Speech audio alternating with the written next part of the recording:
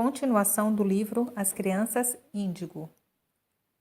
Vídeo número 5. O segundo menino que me foi enviado era um afro-americano de 9 anos, que tinha sido adotado 3 anos antes por um casal afro-americano. Ambos os pais informaram que o filho era hiperativo, porque nunca ficava sentado, movia-se continuamente e recentemente seus professores tinham falado de um comportamento indisciplinado na escola, tal como responder com coisas sem sentidos, atrapalhar os companheiros, ficar em pé sem permissão, etc, etc. Os pais estavam preocupados que esse comportamento pudesse ser o começo de um desequilíbrio físico devido ao uso de drogas por seu pai biológico. Também se questionavam se o comportamento do menino poderia ser o resultado da instabilidade doméstica que enfrentava nos seus primeiros anos, já que tinha entrado e saído de orfanatos e escolas durante quase toda a vida. Os professores recomendaram tratá-lo com os medicamentos para hiperatividade, mas os pais quiseram primeiro saber, à luz da ciência, o que estava a acontecer antes de submeter o menino a um tratamento tão drástico. Não obstante, os resultados dos testes de QI deste pequeno jovem mostraram níveis altos, 116 e 110, nas suas capacidades verbais e desenvolvimento, resultados que chegaram aos níveis de classificação dos dotados, além do fato de que, em 2 provas de conhecimento das normas sociais e capacidades cognitivas abstratas, o menino tinha obtido uma pontuação considerada de níveis superiores. A avaliação do seu desempenho escolar básico mostrava um nível bem alto em todas as matérias, o que sugeria que realmente ele era um menino prometedor. Supôs-se, então, que os resultados do seu desempenho escolar derivavam das suas capacidades presentes, muito mais do que o resultado do seu QI. Isto acontece, por vezes, com crianças verdadeiramente dotadas que viveram em ambientes caóticos e cheios de carência, como era o caso deste pequeno jovem. É muito provável que as 2 provas do QI tenham sido mais representativas das suas capacidades e potenciais atuais. Novamente marcava-se uma criança com o selo de, entre aspas, desordem de atenção, ADHD, quando na realidade, neste caso em concreto, a pontuação do desempenho estava acima da média. E o novo problema real era que ninguém da escola o tinha notado. Era óbvio que o menino integrava um nível de adulto muito inteligente, e o seu rosto e os seus olhos projetavam isso mesmo. Ele parecia uma alma velha e sábia. Neste caso, o que se poderia fazer com o excesso de energia que o menino possuía? Os seus pais estavam a protegê-lo de uma estrutura familiar com as normas e expectativas que o próprio menino estava a contribuir para criar, permitindo ao garoto eliminar essa energia física, expressando-se fisicamente, repetindo coisas em voz alta, dando piruetas e saltando sobre um pé só, enquanto memorizava contando histórias, etc. Os pais concordaram em transmitir esses conselhos aos professores. Mas passamos algum tempo a pensar a forma de dizer isso sem que fossem julgados que os pais estavam a dizer-lhes como se deve ensinar uma criança. O terceiro e último caso que me trouxeram foi um menino afro-americano de 8 anos que parecia mais maduro que a sua idade. O menino vivia com a sua mãe biológica e seu padrasto e um irmãozinho de 8 meses. O menino foi trazido à consulta pela sua mãe depois de ter sido levado para casa pela polícia por 2 vezes ao escapar do colégio, querendo chegar por conta própria à sua mãe. Também tinha dito à mãe que queria morrer e que em breve se suicidaria. Quando alguém lhe perguntava o que pensava fazer, limitava-se a olhar o chão fixamente. Este pequeno homem, juntamente com seu irmãozinho, realmente comoveu-me. De alguma maneira, sentia que as minhas 2 experiências anteriores com as crianças índigos superdotadas tinham me preparado para atender estes 2 meninos sentados no meu consultório. O menino de 8 anos olhou-me calmamente nos olhos, dizendo-me que a vida não valia a pena ser vivida se a mãe não pudesse demonstrar-lhe o quanto o amava. Disse-me que era uma pena que tivesse de estar aqui.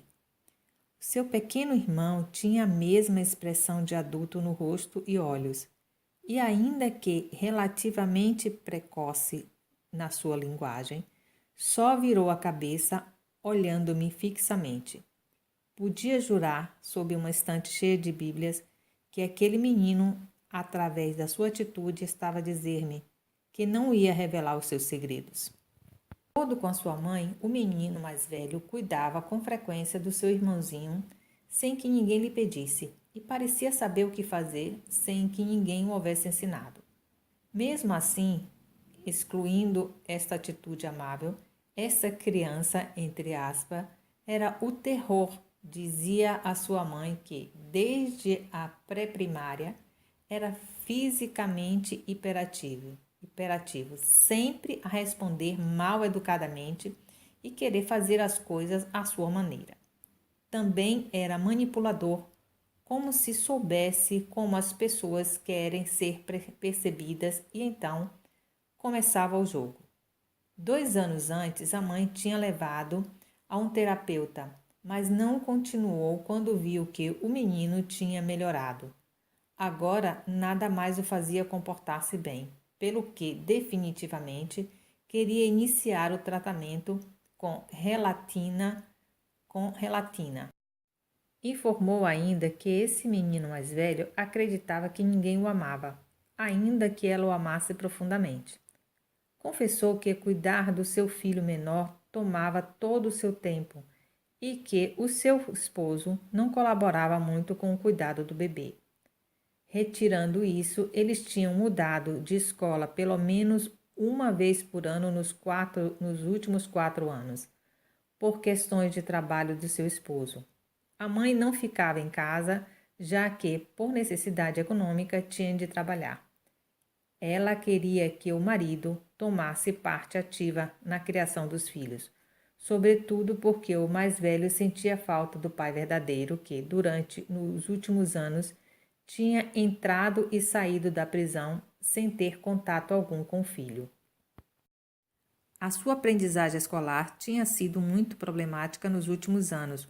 Os professores e a mãe notavam que ele não prestava qualquer atenção nem na escola nem em casa.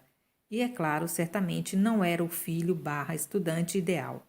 No entanto, os resultados das provas de QI mostravam resultados que somente apareciam em cada 10.000 crianças da mesma idade. Este pequeno de 8 anos obteve um resultado de crianças dotadas de 130 na avaliação do seu QI, em todas as provas de capacidade, e somente tirou uma percentagem média nas provas de escolaridades na área de escrita. As outras provas estiveram acima dos resultados superiores. A sua aprendizagem escolar tinha sido muito problemática nos últimos anos.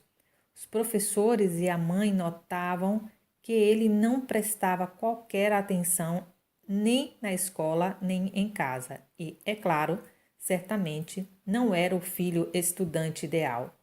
No entanto, os resultados das provas de QI mostravam resultados que somente apareciam uma vez em 10.000 crianças da mesma idade.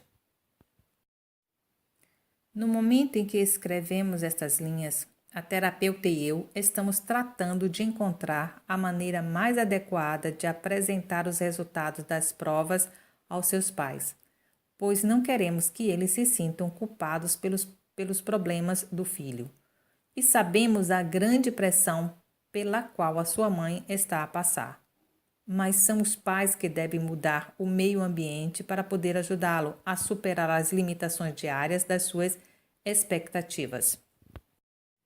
A primeira vez em que entrevistei o menino, pude sentir o que tanto os professores como os pais sentiam quando tinham de se relacionar com ele.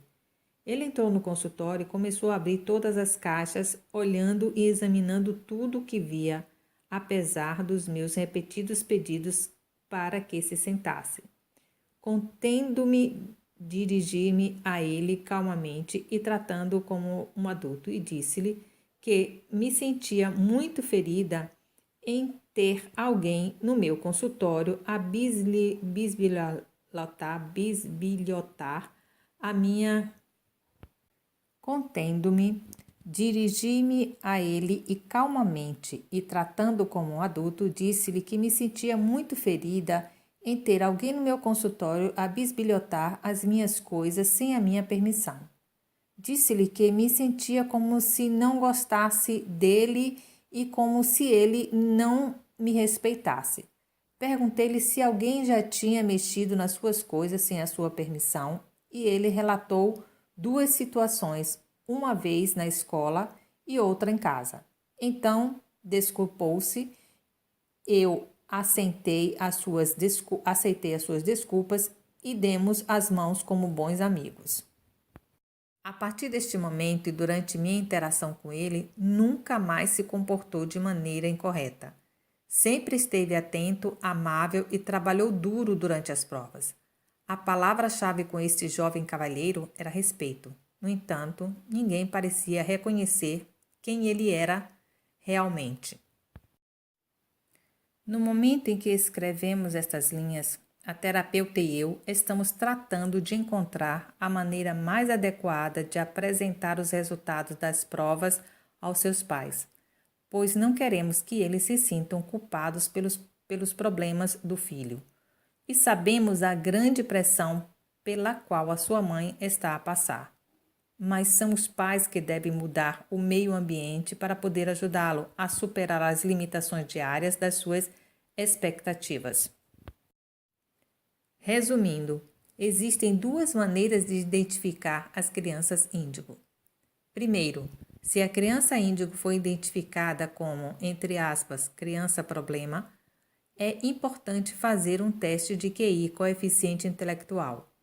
Ainda que os resultados das provas em todas as crianças índigos não mostrem necessariamente os resultados de, entre aspas, dotados, a maioria delas exibe pelo menos uma área do QI superior à média.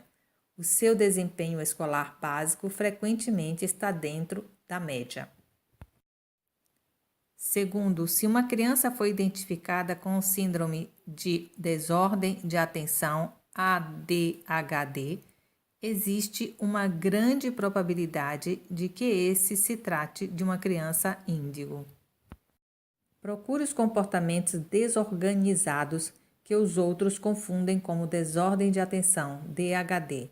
As crianças índigos sempre são consideradas como imperativas problemáticas que não gostam de estudar, porque os sistemas tradicionais como as ordens diretas não funcionam com elas. Trabalhar com crianças índigo é como trabalhar com nós mesmos. As lições que eles ensinam são óbvias. Eu não fui uma psicóloga, entre aspas, oficial, interagindo com as crianças e me senti gratificada por poder usar a força da minha, entre aspas, experiência para fazer as trocas adequadas. Ademais, precisamos de ser mais pessoas como Amanda, que reconhece que as coisas não são como parecem com estas crianças. Sinto-me privilegiada em ter ajudado Amanda com essas 3 crianças e sinto grande respeito por serem tão poderosas.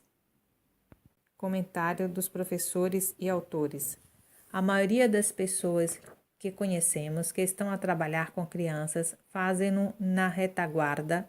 Eles são professores com décadas de experiências que trabalham com crianças e nos contam o assombro que é ver dia a dia as mudanças que estão a fomentar. Aos pais queremos dizer que há esperança. Que ensina os seus filhos estão conscientes das mudanças. A parede que você tem de ajudar a romper no sistema educativo é o sistema em si, não necessariamente as pessoas que estão dentro dele. Estes profissionais não podem dizer-lhes isto diretamente, mas quando saem dos seus escritórios, a frustração é visível nos seus rostos. Eles sabem o que você está a dizer, mas aos pais queremos dizer que há esperança. Muitos professores que ensinam seus filhos estão conscientes das mudanças. A parede que você tem de ajudar a romper no sistema educativo é o sistema em si, não necessariamente as pessoas que estão dentro dele. Estes profissionais não podem dizer-lhes isto diretamente,